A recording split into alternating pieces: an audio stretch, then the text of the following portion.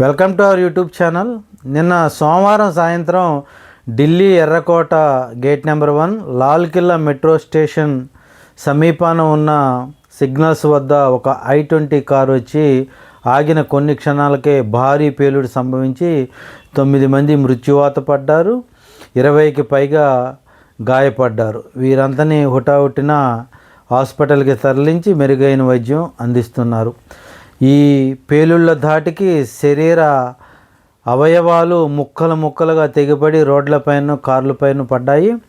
వెనువెంటనే మంటలు వ్యాపించి కార్లు, ఆటో రిక్షాలు, మోటార్ సైకిళ్ళు ఎన్నో తగలబడిపోయాయి. ముఖ్యంగా ఈ ఘటన జరగటానికి కొన్ని నిమిషాల ముందు ఢిల్లీ భద్రతా అధికారులు ఉగ్రకుట్రను భగ్నం చేశారు. జమ్మూ కాశ్మీర్లోని పుల్వామాకు చెందిన ముజమ్మల్ షకీల్ అనే డాక్టర్ హర్యానాలోని ఫరీదాబాద్లో మౌలాన్ అనే ఒక వ్యక్తి ఇంటిని అద్దెకు తీసుకొని నిషిద్ధ జైషే మహమ్మద్ చెందిన ఉగ్ర కార్యకలాపాలు వీళ్ళు చేస్తున్నారు. దీంట్లో మొత్తం 3 డాక్టర్లు ఉన్నారు. అనుమానం రాకుండా ఉండటం కోసం ఈ డాక్టర్లు ఉగ్రవాదులతో చేతులు కలిపి ఈ కార్యకలాపాలు చేస్తున్నారు. భద్రతా దళాలు అటాక్ చేసిన సమయంలో 2900 కేజీల పేలుడు పదార్థాలు, AK-47 రైఫిళ్ళు మరియు ఇతర సామాగ్రి కూడా లభించింది. ఇంటి యజమాని అదేవిధంగా కారు యజమాని మొహమ్మద్ సల్మాన్కి ఏమైనా ఈ ఉగ్రకలాపాలతో సంబంధం ఉందని ఇన్వెస్టిగేషన్ చేస్తున్నారు. వెంటనే నరేంద్ర మోడీ గారు, అమిత్ షా గారు ఉన్నతాధికారులతో మాట్లాడారు.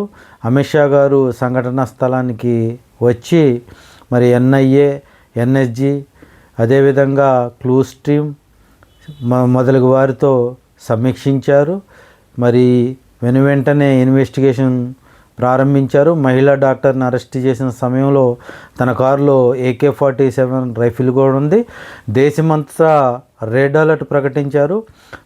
హై సెక్యూరిటీ జోన్లో ఉండే ఎర్రకోటకి ఈ విధంగా ముప్పు కలగటం దేశంలోని ప్రజలందరూ ఒక్కసారిగా తుళ్ళిపడ్డారు.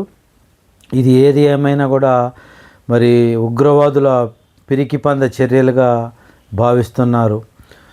మీకు సమీపంలో ఎవరైనా అనుమానితులు కానీ అదేవిధంగా అనుమానిత వాహనాలు కానీ ఉంటే 100వ నెంబర్కి ఫోన్ చేసి సమాచారం ఇవ్వాలని ఉన్నతాధికారులు రిక్వెస్ట్ చేస్తున్నారు. దేశమంతటా ముఖ్య పట్టణాల్లో సోదాలు నిర్వహిస్తున్నారు. మన తెలుగు రాష్ట్రాల్లో కూడా ఈ సెర్చ్ అనేది జరుగుతుంది. ఎవరికైనా అనుమానం ఉంటే తప్పనిసరిగా అధికారులకు తెలియజేయాలి. ఈ ఉగ్రవాద కార్యకలాపాలకు ప్రోత్సాహమిస్తున్న ఫండ్స్ అందిస్తున్న పాకిస్తాన్దే ఈ పాపమని కొంతమంది ఉన్నతాధికారులు చెప్తున్నారు. ఏది ఏమైనప్పటికీ కూడా ఇది ఖండించాల్సిన విషయం. చనిపోయిన కుటుంబాల వారికి, వాళ్ళ కుటుంబ సభ్యులకి నా ప్రగాఢ సానుభూతిని తెలియజేస్తున్నాను. చనిపోయిన వారి ఆత్మలకు శాంతి చేకూరాలని నా భగవంతుని ప్రార్థిస్తున్నాను.